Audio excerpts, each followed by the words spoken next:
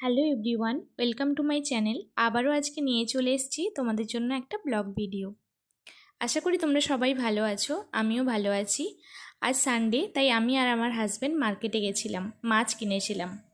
মাছ কিনে আর কিছু সবজি বাজার করে আমরা বাড়ির পথে রওনা দিয়েছিলাম। তো তোমরা দেখো, এই মাছটা কি তোমরা কেউ চিনতে পেরেছো?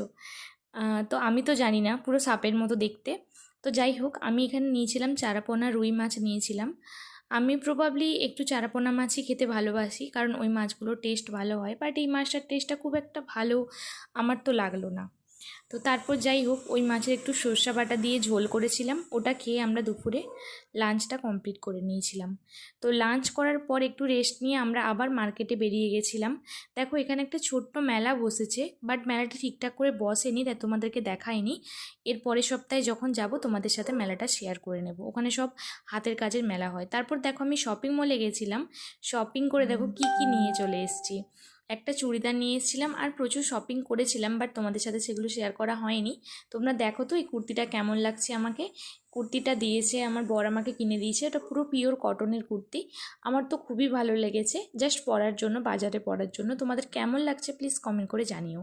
আর দেখো, রাতে আমরা একটা কেক নিয়ে চলে এসেছিলাম, সেটা খেয়ে আমরা এই ব্লগটা আজকের মতো শেষ করলাম। টাটা বাই, তোমরা সবাই ভালো থেকো।